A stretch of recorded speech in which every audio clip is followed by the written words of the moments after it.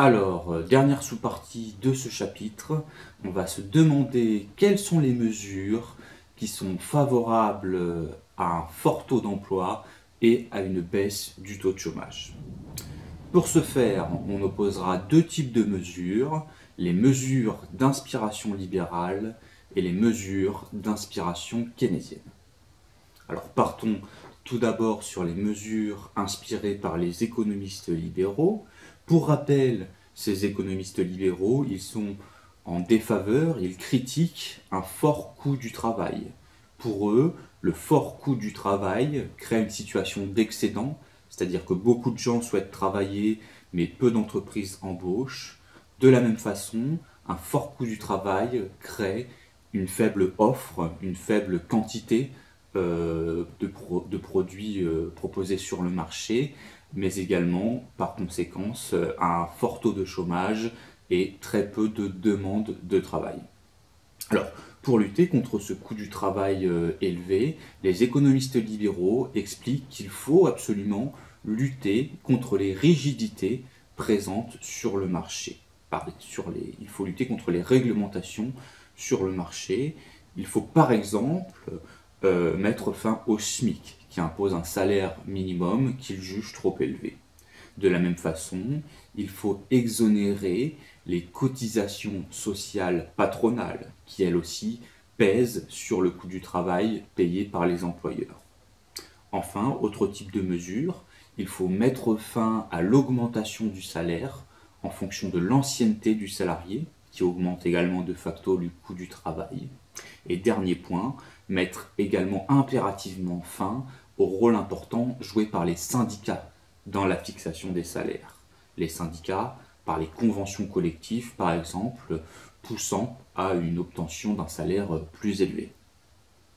De la même façon, les économistes libéraux expliquent qu'il faut absolument lutter contre les rigidités, cette fois liées au contrat de travail.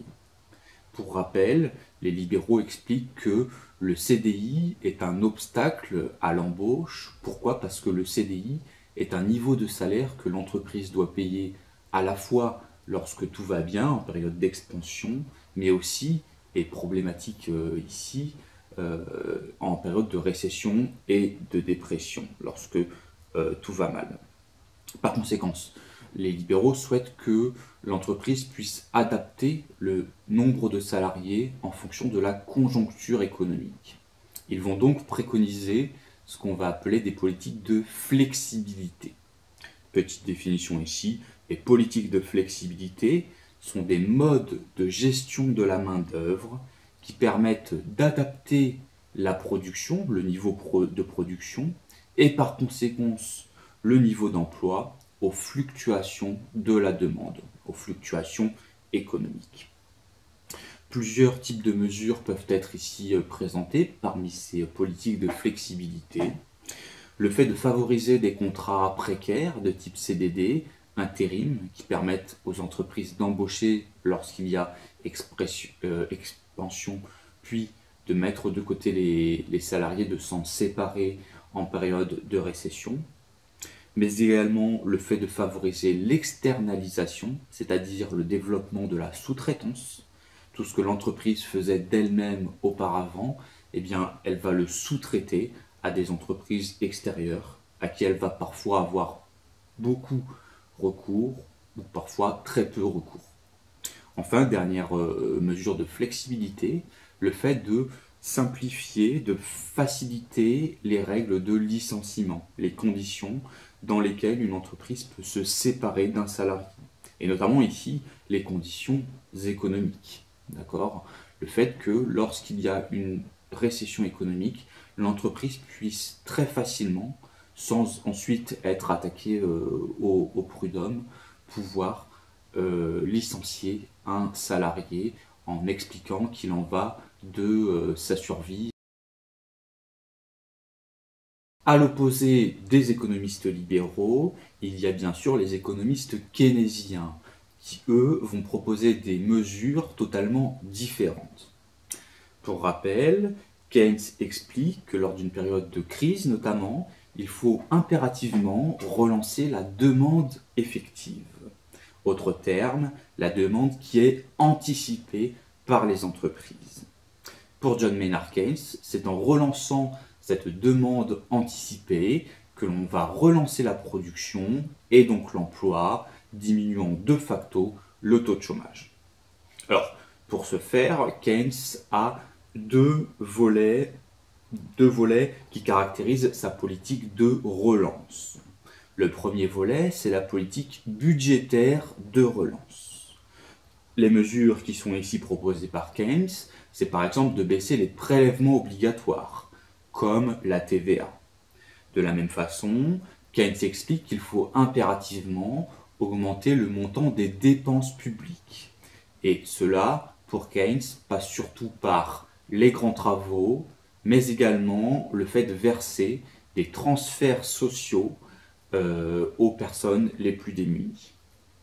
Pour Keynes, ces mesures vont de facto augmenter la demande anticipée. Pourquoi ? Parce que les entreprises qui sont par exemple qui travaillent dans les travaux publics vont anticiper les investissements de l'État. Je suis par exemple à la tête d'une entreprise de grue, j'anticipe le fait que l'État, investissant, va m'acheter des grues. De la même façon, les entreprises qui sont par exemple dans la grande distribution, Auchan, Leclerc, Carrefour, vont anticiper une hausse de la demande des ménages. Eh bien oui, les ménages ont à la fois participé aux travaux publics, donc ont plus de salaire. De la même façon, les ménages ont une baisse des prélèvements obligatoires, mais également plus de transferts sociaux qui arrivent directement sur leur compte. Ils vont donc plus consommer. Cette demande anticipée augmentant, les entreprises vont augmenter les quantités produites. Les entreprises de grues vont produire davantage. De la même façon, les entreprises de la grande distribution vont produire davantage face à cette demande qui augmente. Et enfin, dernier point, on boucle la boucle et on s'inscrit de facto dans un cercle vertueux. On va voir de nouveau une hausse de la demande. Pourquoi ? Parce que les entreprises vont anticiper le fait que la demande continue d'augmenter. En effet, les personnes salariées qui ont participé à la production, celles qui travaillaient dans les usines de grues, mais également celles qui travaillaient dans la grande distribution, ont obtenu des salaires grâce à ce niveau de production, des salaires qu'elles vont dépenser. Par conséquent, les entreprises continuent d'espérer, continuent d'anticiper plutôt une hausse de la demande. Keynes nomme ce processus, ce cercle vertueux, l'effet multiplicateur. Il explique qu'un investissement public d'un certain montant va générer des revenus au final bien plus importants par effet d'enchaînement. Alors voilà, ça c'est le volet budgétaire. Ensuite, on a le volet monétaire qui cette fois ne va plus faire intervenir l'État, mais la Banque centrale. Pour Keynes, en effet, la Banque centrale doit impérativement fournir aux banques commerciales, la Société Générale, la Caisse d'épargne, etc., de la monnaie centrale. Beaucoup de monnaie centrale. Pour rappel, cette monnaie centrale est indispensable aux banques. Pourquoi ? Parce qu'elles doivent s'échanger cette monnaie centrale lorsque des clients de banques différentes font des échanges. Eh bien, pour Keynes, il faut que la Banque centrale baisse le taux directeur qui représente le coût de la monnaie centrale. De la même façon, pour Keynes, il est également possible d'acheter des titres que détiennent les banques. La Banque centrale achète par exemple des obligations d'État, des bons du Trésor détenus par les banques commerciales. Eh bien, si la Banque centrale achète des bons du Trésor aux banques commerciales, elles vont leur fournir de la monnaie centrale. Bon, eh bien, on a une baisse du taux directeur, on a le fait que la Banque centrale achète des obligations aux banques commerciales. Par conséquent, les banques commerciales se retrouvent avec beaucoup de monnaie centrale. Si elles ont beaucoup de monnaie centrale, qu'est-ce qu'elles vont bien pouvoir faire ? Eh bien, elles vont pouvoir procurer des crédits à leurs clients. Leurs clients qui peuvent être à la fois des ménages et des entreprises. Des crédits, oui, mais des crédits, et c'est ce qui est intéressant ici, à faible taux d'intérêt. Eh bien oui, elles ont beaucoup de monnaie centrale et elles ont obtenu cette monnaie centrale en payant peu cher. Pourquoi? Parce que les taux directeurs étaient peu élevés.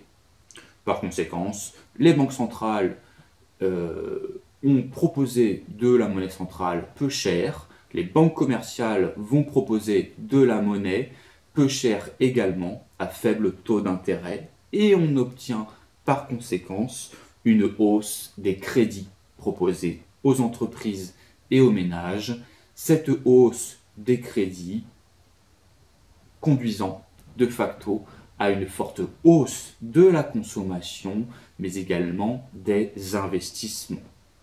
Hausse de la consommation, hausse des investissements, on est de nouveau sur une hausse de la demande qui va conduire à une forte production et à une hausse de l'emploi, faisant diminuer le taux de chômage.